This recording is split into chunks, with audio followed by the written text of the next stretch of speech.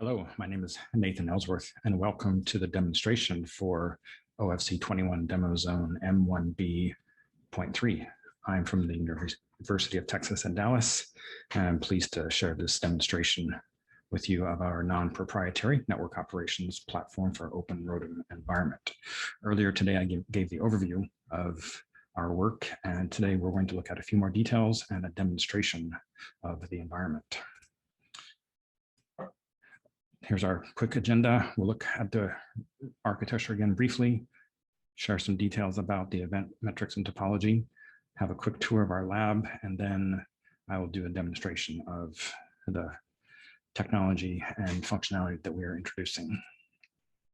We looked at the slide earlier, wanted to highlight again that the network operations platform is sitting in our environment alongside our ProNet orchestrator that controls the environment. This is our software-defined network controller that organizes the various aspects of our environment, the optical equipment, the clusters, and the paths between them. And network operations platform is there alongside that, providing additional information and insight about the environment.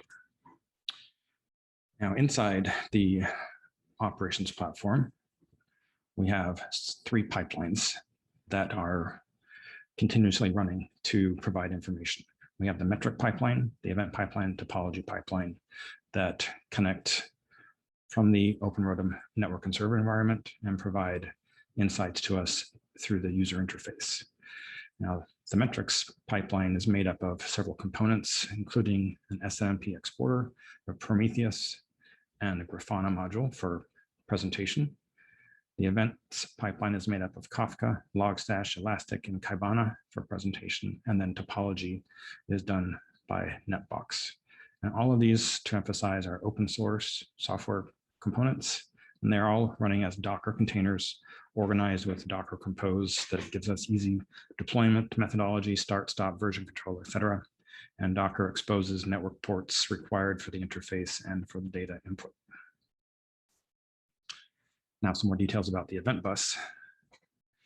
Kafka, as you may know, is an open source, highly resilient distributed messaging bus. It is made up of producers and consumers that share events via broker and are organized by topics. In our environment, Transport PCE, part of OpenROADM, has been instrumented with Kafka API calls to produce events using standard Kafka topics. And the network operations platform runs a broker to receive the events. Then once the events are received, ELK, which is made up of Elasticsearch, Logstash, and Kibana, processes them. Logstash is the Kafka message consumer, receives the events from Transport PCE via the broker. Elasticsearch then stores and indexes those events.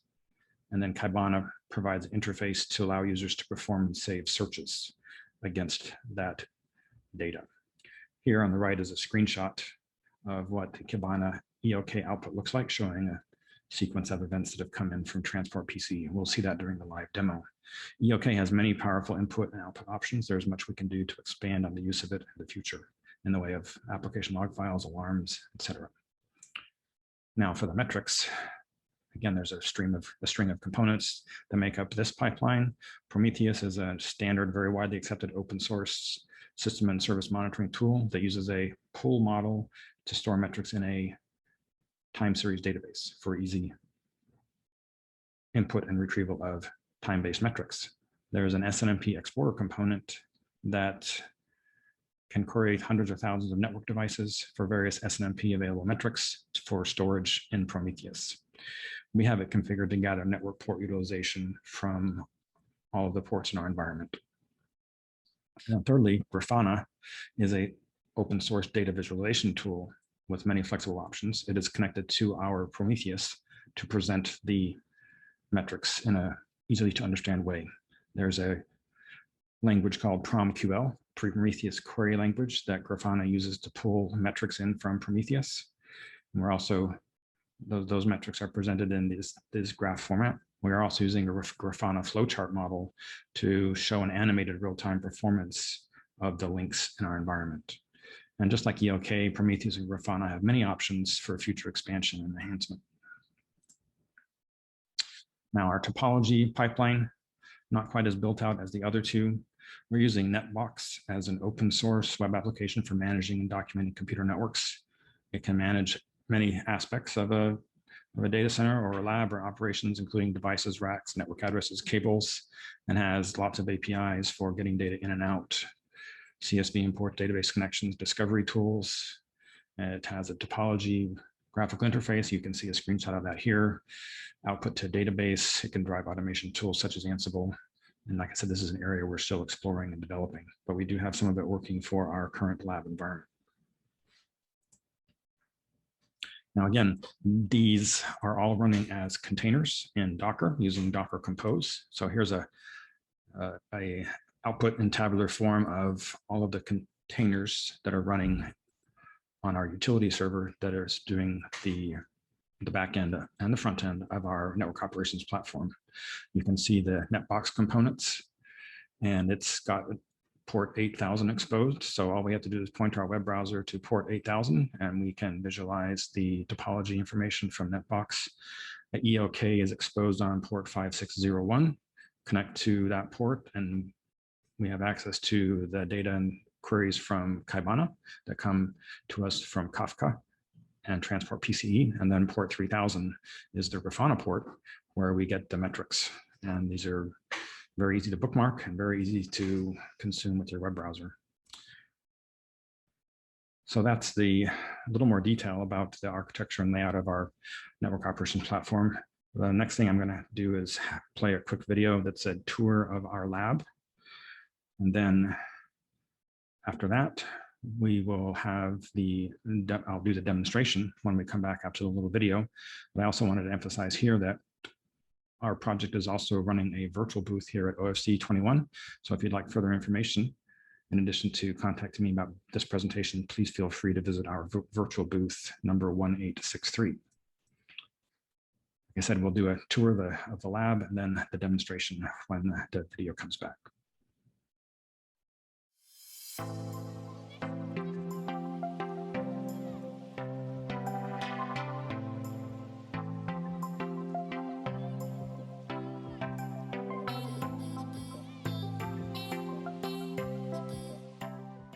The video is paused to show our network operations platform server on the top left.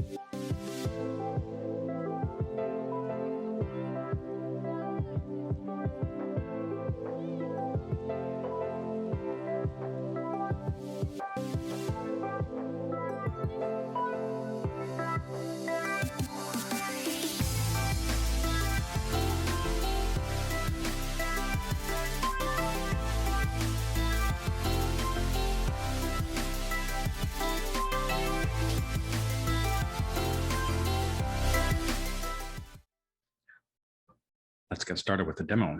The demo is going to be in 3 parts. We are first going to establish the optical link between the 2 sides of our network. Currently, there is no connectivity. Once we establish that connectivity and verify that it is healthy through the metrics that we extract in our network operations platform, we will then exercise that network by asking the client and server pairs in each of the sites to push as much traffic as possible across this link, fully exercising it to its 400 gigabit per second capacity. And then we will do that in reverse, showing the metrics coming up and going down, and then the light path being taken down, show all that status in our network operations platform. That'll be the demo. So let's get started with that.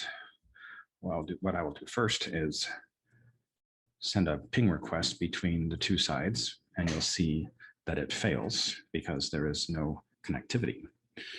The next thing we'll do is start the service create request to get the light path established, we will see the progress of that in our ELK dashboard, which is collecting metrics being sent to us from the SDN controller via Kafka API calls.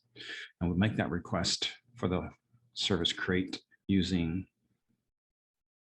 Postman REST API client. And I'm going to ask it to establish a light path, a 400G light path for us called demo zone 402. And as I push this send button, the controller received it. In our console window, you can see the requests have been noted by Transport PCE, and it is now beginning the many complicated steps to create the service and establish the light path.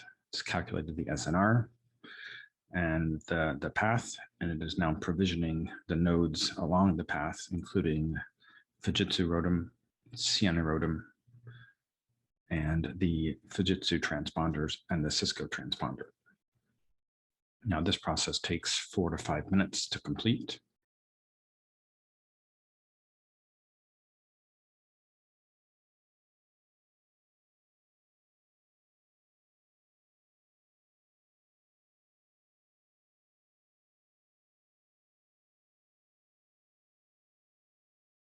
We can see that the transponder power level has been calculated.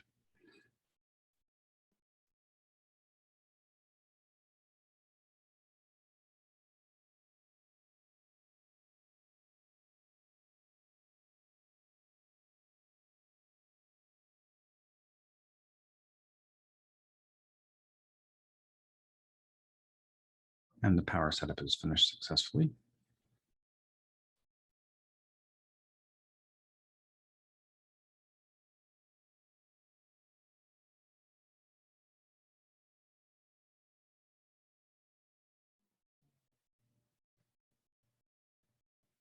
And it's finished for the second transponder. And now here we can see that the ping has started to work successfully. So that means our light path is now established. Let's exercise it. So next I will show you our metrics console for reporting on the utilization of the network path we've just established. We're going to ask these 10 pairs of clients and servers to each push 400 gigabits per second of traffic through these 2 Juniper aggregator switches, which will be consolidated onto the 400 gig wave service link going through the ROADMs connecting these 2 data centers using the new 400 gig pluggables that are available and supported. And so to start that, I will call a script that I prepared to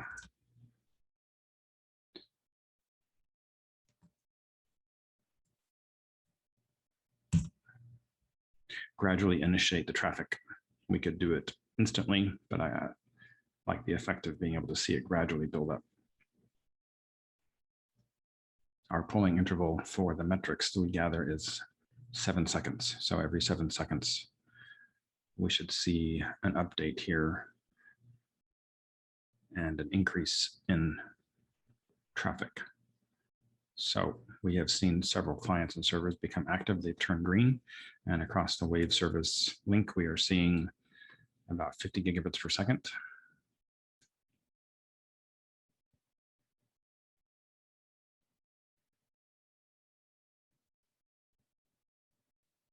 At the top of the screen, you see the overall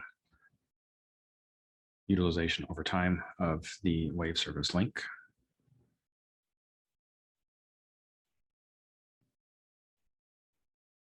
Now we're at nearly 200 gigabits per second.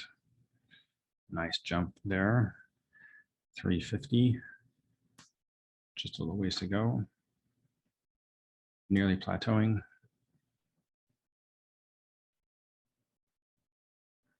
Now we're at 397.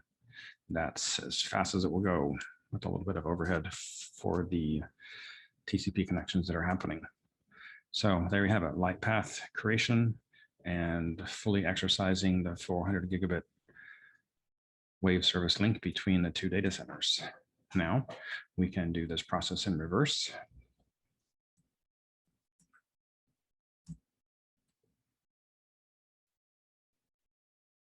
And we'll see these graphs taper down, both in this overall graph on the left and on the right. We're actually tracking each of the ingress ports on the aggregation layer switch.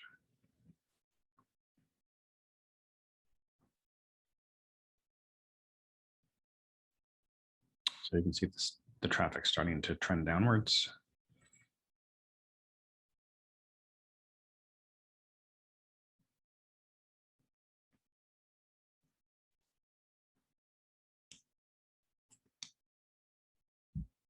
Again, we could have established this traffic instantly, but to have an interesting demo, I allowed the client and servers to ramp up and ramp down.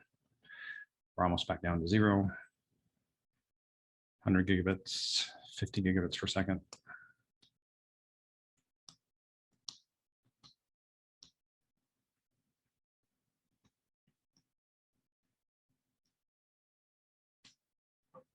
And now it's done. Now we're down near 0. So the last thing to do for our demo is to remove the light path that we created. And we will do that again by making a REST API call using Postman to ask the controller to remove the path. And once I do that, we'll eventually see this pinging stop, as well as the history of activity of transport PCE and our message browser. So here we go. The request was successfully sent. And we learned here from Kafka that the controller received the delete request. So now it is thinking about that and asking each of the components along the light path to deconfigure.